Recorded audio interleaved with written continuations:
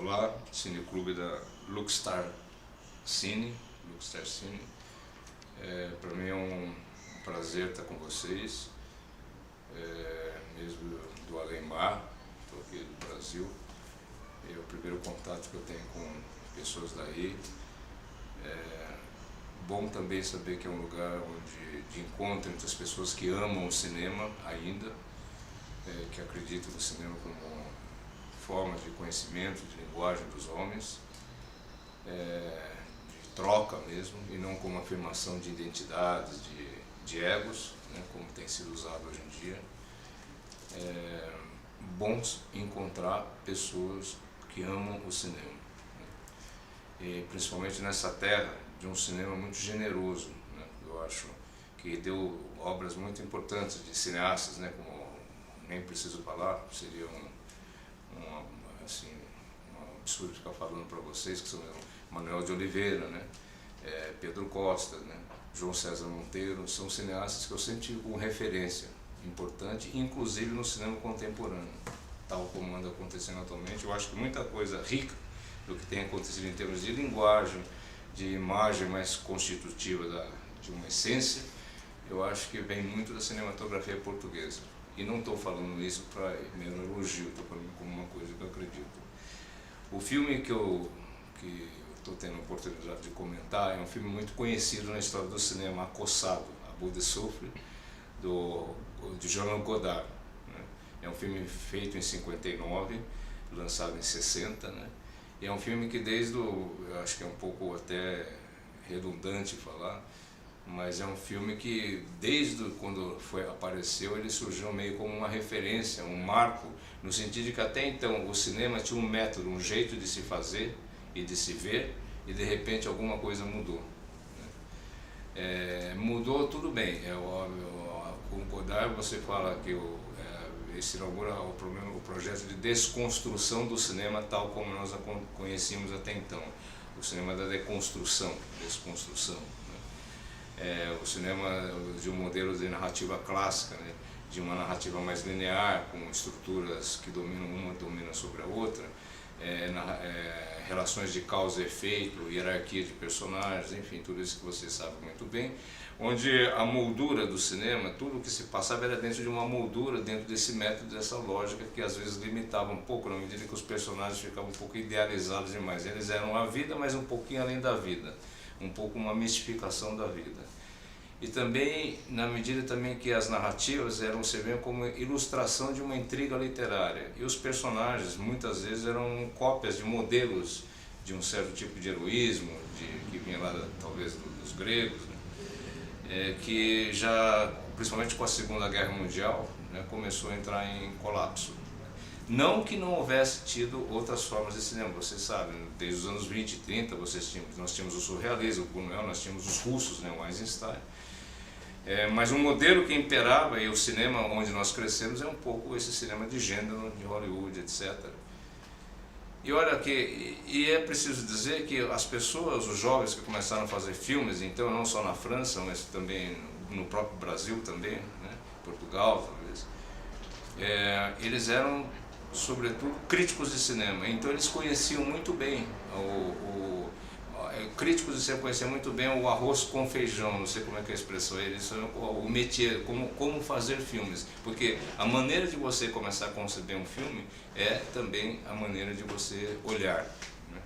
O cinema, o diretor é o primeiro espectador do próprio filme que ele está fazendo. O Godard, como vocês sabem, crítico da Cahiers de Cinema, a Cahiers de Cinema é uma revista que se tornou célebre também por apontar, mesmo debruçando em Hollywood, diretores, autores que tinham um estilo próprio, uma maneira, uma concepção de vida própria, né?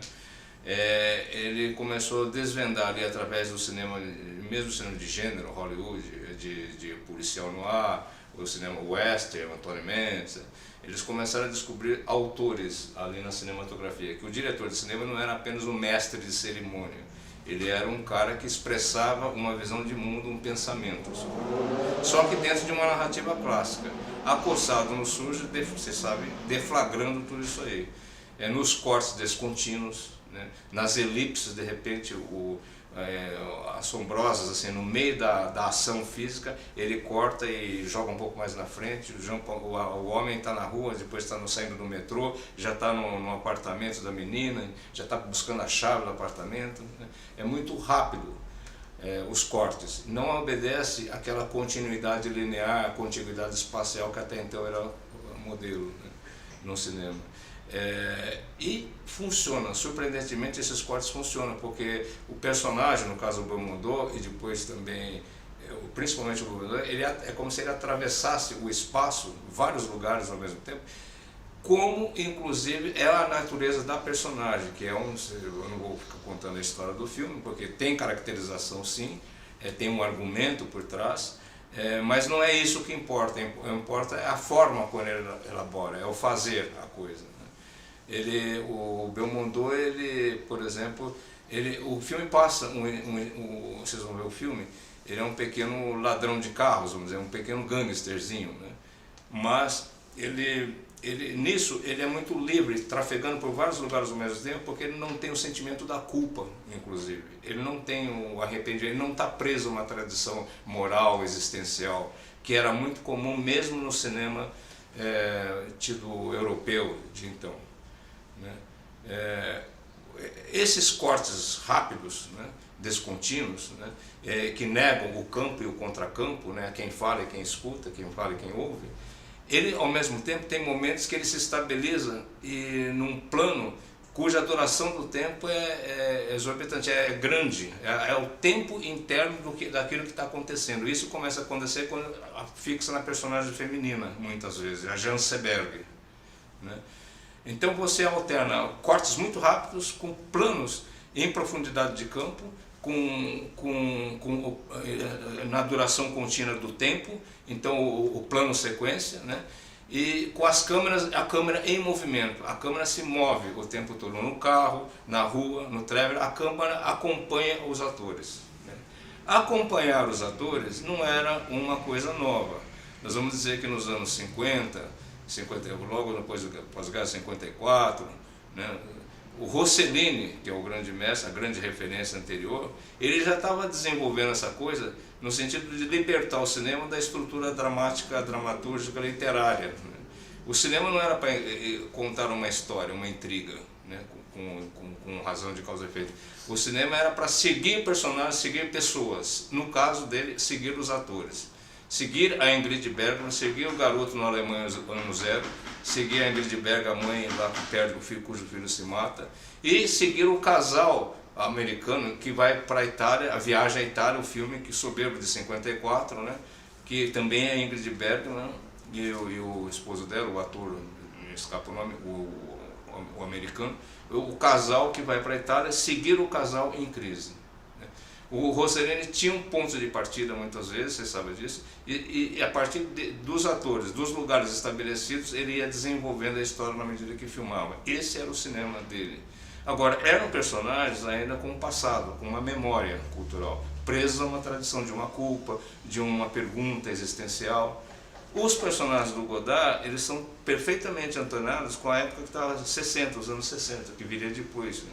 Que eram personagens que não tinham um senso, um apego a uma tradição moral existencial. O Jean-Paul Belmondo e a Jean Seberg, ela tem dúvidas, tem inquietação, mas ela também tem uma autonomia, uma independência. E principalmente a câmera, como capta esses atores, ela não explica muito bem quem eles são e os atores não ficam preocupados em dar uma ideia daquela personagem. Eles são eles mesmos, cada um é como é, né?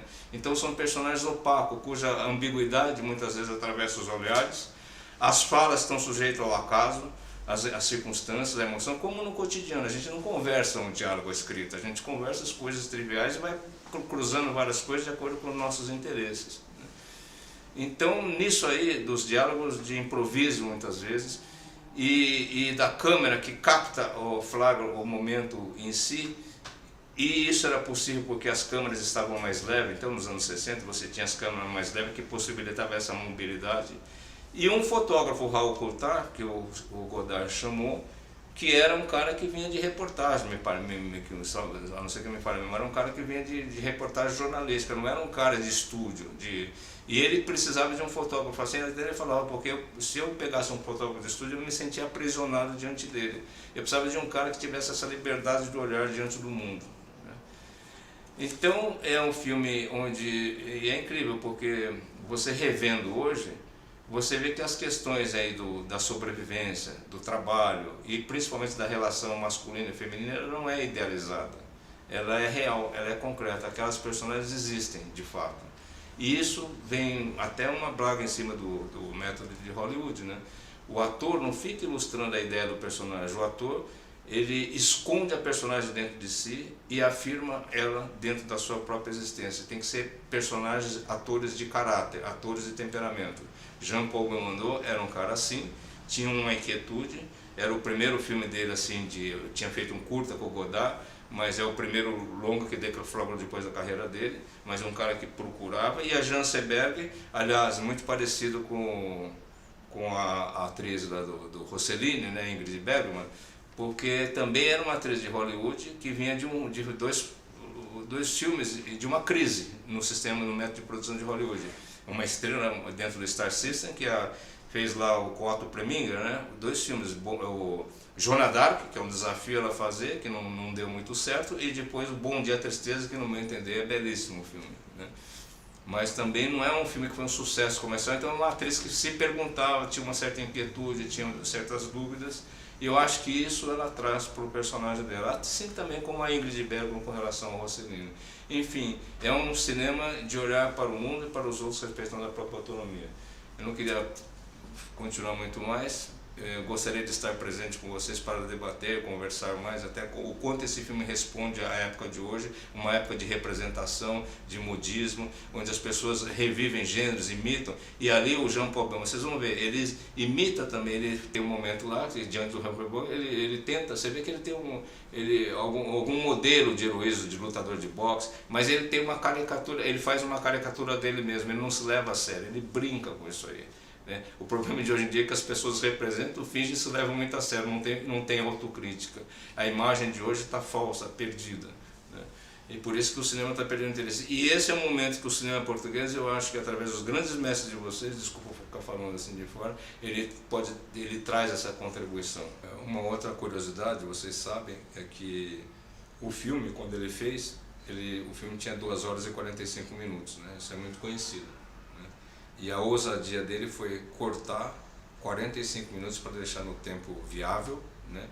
E não ter medo disso, de promover os cortes, mas valorizando, vocês vão ver o filme, valorizando a essência de cada momento. Eu acho que isso é o cinema também, valorizar a essência de cada momento. Não é tudo que é feito para ser materializado assim, né?